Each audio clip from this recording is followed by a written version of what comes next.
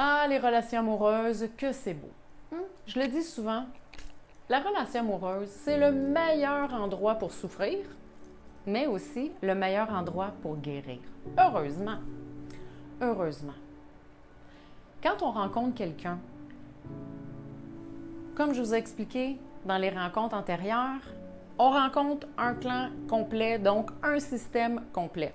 Puisque ça rejoint notre histoire et puisque cette personne-là est dans notre vie parce que ça s'arrime merveilleusement bien avec notre histoire, cette personne-là a la capacité merveilleuse d'appuyer sur nos boutons rouges. Je suis convaincue que ça vous est souvent arrivé de dire « Elle me fait sortir de mes gonds, c'est fou ». Le temps que vous étiez célibataire, c'est drôle, vous n'aviez pas d'enjeu avec cette problématique-là. Et du moment que vous arrivez en couple, ça vient encore réapparaître et ça vient squeezer vos nerfs à l'intérieur et souvent vous mettre en boule et vous virer tout à l'envers ou vous mettre complètement dans une colère incroyable. C'est normal. C'est normal parce que c'est le rôle d'un partenaire de vie. Ça peut sembler étrange à dire, mais c'est ça. Quand j'ai des trucs de ne pas régler chez moi, bien nécessairement, l'autre va appuyer dessus inconsciemment. L'autre ne nous veut pas, il ne fait pas ça contre nous. C'est pas fait dans une intention de nous blesser.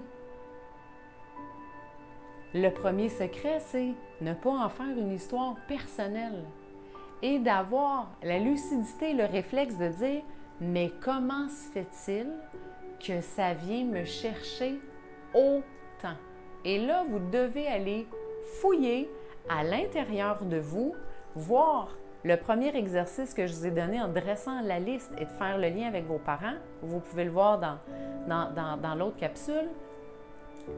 Et voir d'où ça vient. Parce qu'il y a nécessairement un lien. Si ça soulève autant de colère, de tristesse ou de désarroi à l'intérieur de vous, c'est nécessairement parce que c'est relié à une blessure. Donc, c'est important d'aller voir quelle est cette blessure pour pouvoir s'en occuper. De cette façon-là, parce que le réflexe, trop souvent, c'est que j'attaque mon partenaire en lui attribuant la faute. Mais quand, dans le fond, il n'y a rien à voir. Votre partenaire de vie ne fait que vous refléter ce qui ne fonctionne pas ici. Mais ça n'a rien à voir avec votre partenaire en tant que tel. C'est juste que ça soulève, ça appuie sur le bouton de votre blessure.